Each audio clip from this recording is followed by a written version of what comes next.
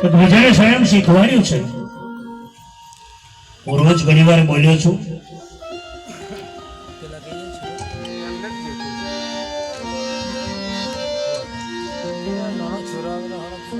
જિંદગી બગડતી નથી બગડે છે. અમુક ઘણી વસ્તુ યાદ રાખવા જેવી છે. સુનકા સબકે કરકા બન કી જાઓ બધા જોડે, પણ તમને હું તમને એમ કહું, બહુ લોકો કે મને અમુક માણસ બગાડ્યો, પેલા આસન કર્યું, આ ભાઈ બગડ્યો, તો તમને એવું નહીં લાગતું તમારા કરતા તમે ડફોર કે ડફોર? માણસ બગાડે ક્યારે બોલો? ગુજરાતીમાં લઈએ, આ ઘરમાં કોઈ પહે ક્યારે શેઠું પડે બાયનું ઉગાડવું હોય તો ને એમ પહે ક્યારે? બહુ સીધી ગણતરી છે મારી તમારી સામે લડત છે.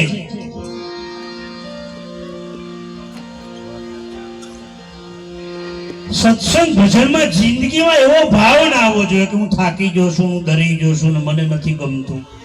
જિંદગીમાં ના આવવો જોઈએ. આ રેકોર્ડિંગ કરજો આ વાત. એક દાડો દીવો ના થાય તો તે ઓંખમાં પોણી ગાળ દો, ભગવાન મારું કયું પાપ હશે, મારાથી દીવો નહીં થયો. એક દાડો માળા ના થાય તો તમે રામ ઉભા રહી ગયો, કયું મારું પાપ હશે, મારાથી માળા નહીં થઈ. એ ભાવથી જીવન જીવો. તમારો રોજનો નિયમ, ભાગું તો મારી ભૂમકા લાજે ભૂમિ ન ઝીલે ભાર.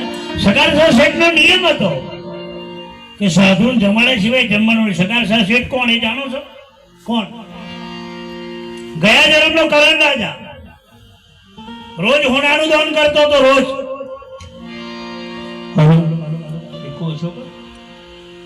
હેલો,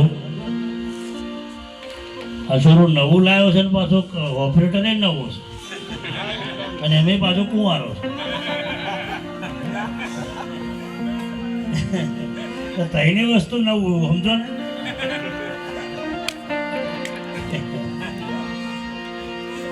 આનંદ આનંદ તારા આશીર્વાદ, તારું ગોઠવાઈ જશે. તું સારું કામ કર. મારો તો વિષય હાસ્યનો છે, તને ખબર છે. જેટલો આનંદમાં જીવે, જેટલો હશે ને જ વૈકુંઠમાં જીવે. એને કીધું છે કે વંદરાવન છે, મારે વૈકુંઠ નથી, આ વાજ વંદરાવન મારું. બહુ સીધો હિસાબ. એમ તમે સવારમાં ઉઠો ને તો 5 યજ્ઞ મફત કરો, કાયમ આખો દાડો આનંદમાં જશે. 1 મિનિટ ઉદાસ નહીં થાવ તમે. 5 યજ્ઞ મફત કરો રોજ. 1 રૂપિયો ખર્ચો નથી એનો. પથારીમાંથી ઉભા થાવ. આપણી ગીતાજી બોલે, ભાગવતનો પુરાવો છે. પથારીમાંથી ઉભા થાવ, પહેલામાં પહેલો યજ્ઞ તમારા મા બાપને યાદ કરો. પથારીમાં એ પહેલો યજ્ઞ. બીજો યજ્ઞ તમારા ગુરુને યાદ કરો. ત્રીજો યજ્ઞ 2 હાથ ભેગા કરીને ઘસી નાખો. કરાદી લક્ષ્મી કર્મુની સર્વતી પ્રભાતે કર દર્શનમ. મોડે ઘસી નાખો, પૈસોની ખૂટે આખો દાડો.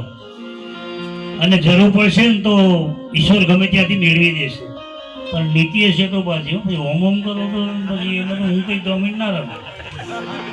તમે અવરું કોમ કરો ને પછી મારે માથે પાડો કોથળી ગોઠ વાળીને, હું થોડો ને માથે રાખું કોથળી. સારું કામ કરો તો, અને મળેથી એમાંથી મારા નહીં. ત્રીજો યજ્ઞ ધરતી પર પગ મિલતો પેલા ધરતીમાં પગે લાગો. બીજો યજ્ઞ સૂર્યનારાયણ ને પગે લાગો. ભલે ના આવું કે હોય, ખાલી સૂર્યનારાયણ મારા પર સારું કરજે, તારો પ્રકાશ છે એ મારા જીવનમાં ઉતારજો. મફત યજ્ઞ છે. પાંડુરંગ શાસ્ત્રી દાદા રોજ આ કરતા હતા. વિભીક્ષણ રોજ કરતો હતો. લંકા જેવી લંકામાં રાવણ કશું ના કરી શક્યો, કારણ કે આ 5 યજ્ઞ રોજ થતેલા. બોલો, બાકી લંકામાં કોઈથી રોમનું નામ નતું લેવાતું, પણ વિભીક્ષણે ઓટલા પર ધનુષ બાણ ચિતરેલું. એટલે ધનુષ બાણમાં રામને જોતો હતો અને રાવણને એવું લાગતેલું. બત્રી દોતની વચ્ચે હનુમાનજીએ પૂછ્યું કે આટલા બધા રાક્ષસો તમે ભક્તિ કઈ રીતે કરો છો? જાગતો નહીં આપે, હરે રામ એવું વિભીક્ષણ બોલ્યા. ત્યારે હનુમાનજીને જવાબ આવ્યો કે વિભીક્ષણ 32 દોતની વચ્ચે જીભ છે ને? હા. ચોફેર દોત છે ને? હા. 32 જણા દબાવો કે નહીં દબાવતા? ગુલાબભાઈ 32 જણા દબાવે જીભને એવું કે